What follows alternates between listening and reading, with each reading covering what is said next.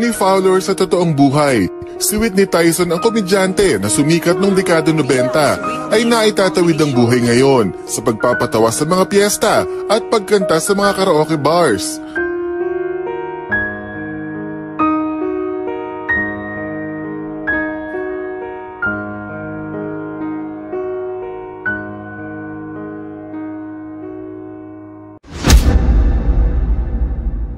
Hinango ang kanyang screen name sa sikat na singer na si Whitney Houston at sikat na boksingerong si Mike Tyson. Ipinanganak si Whitney sa Angeles, Pampanga. At simulat sa pool, hindi na niya nakita ang kanyang ama. Nadiskubre si Whitney ng isang talent scout sa isang disco na nakakatawang nakikipagtalo sa mga Amerikano. Nagkataong nagpapahanap noon ng komedyante ang aktor at direktor na si Edgar Mortiz. Napabilang si Whitney sa comedy show na Going Bananas. Pumatok ang kanyang pagpapatawa. Naging kabi-kabila ang kanyang project sa TV at maging sa pelikula.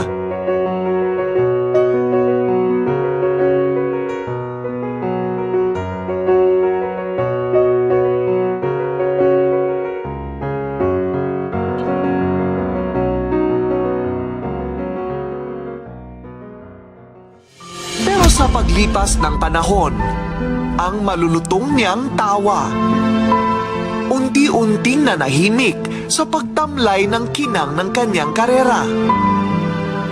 Sa pagkupas ng kasikatan, ano na nga ba ang buhay na kanyang kinahinatnan?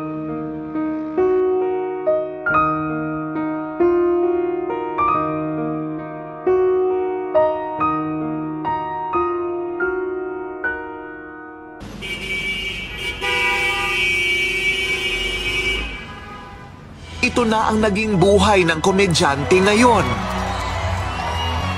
Yung mga tao, pag nakikita ko, sasabihin nila,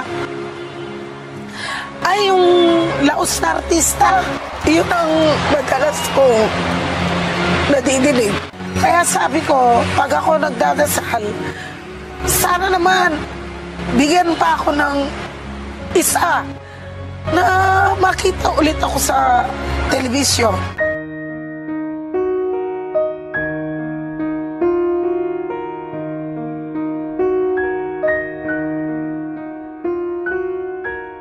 Ang masaganang buhay dati, alaala na lang para sa kanya. Dito sa Sampaloc, Manila, dating nakatira si Whitney.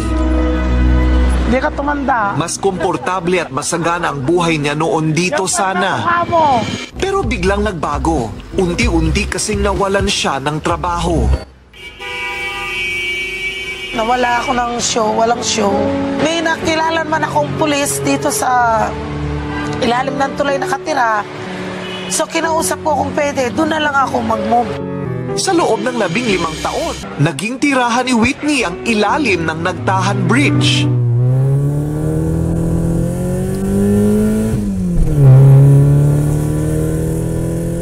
Yung hirap, yung saya, yung sakit, ang pinakamahirap na naranasan namin dito, yung madaling araw na sinunog kami.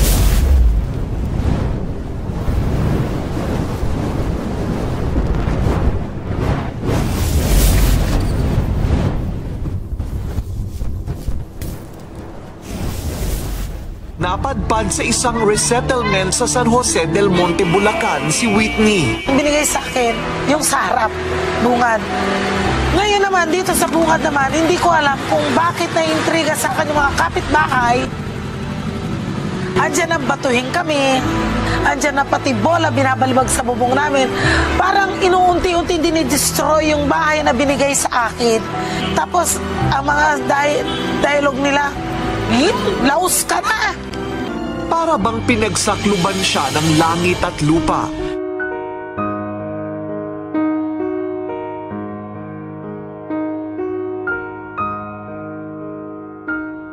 Habang ako parang inaalipusta na hindi ko naman alam kung anong problema nila sa akin.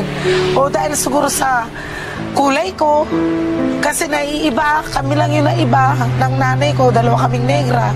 Nagtataka siguro sila bakit ako nagkaroon ng bahay Although karapatan ko naman yung kasi Pilipina ako eh.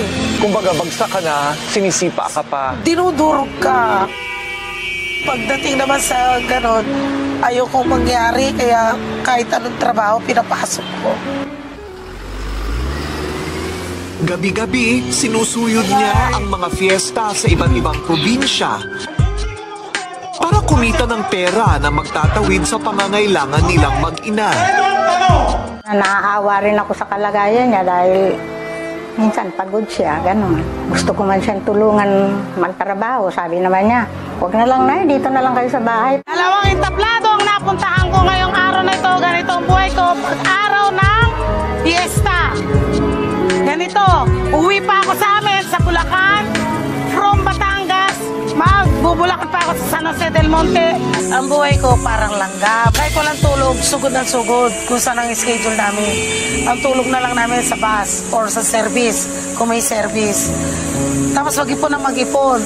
Dahil pagdating ng July at August, yan ay mga raining season na, wala nang labasan yan. Yun ang unti-unti namin binubunot pang ano namin, pangkabuhayan.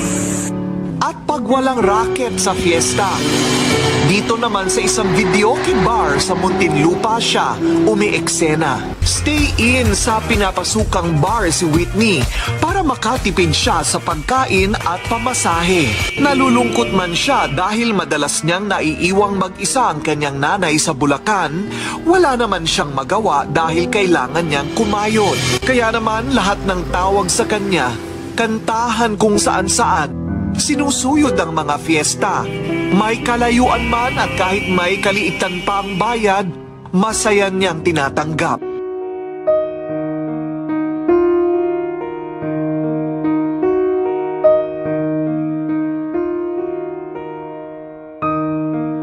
Ano ang pangarap mo ngayon, Whitney? Simple lang. Tanggapin muli ako ng producer kahit anong istasyon.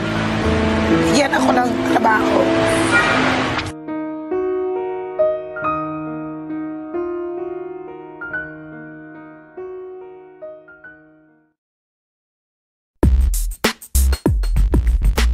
Isang pangarap na natupad ang nangyari sa komedyanteng si Whitney matapos mabalitaan na nais niyang magbalik sa pelikula at telebisyon. Sa panayam niya sa Rated K na napanood noong June 3, inamin niya na nais niyang muling mabigyan ng pagkakataong halos dali-dalian ay natupad ang kanyang hiling. Isa si Whitney sa nabigyang tulong ng aktor na si Coco Martin na bida sa sikat na seryeng FPJs Ang Probinsyano. Sa Instagram, pinasalamatan ng isa rin sa naging parte ng serye na si Angeline Quinto si Coco sa pagtulong nito kay Whitney. Sa teaser na inilabas ng Dreamscape, ipinakilala ang mga bagong karakter ng serye kung saan kasama na si Whitney.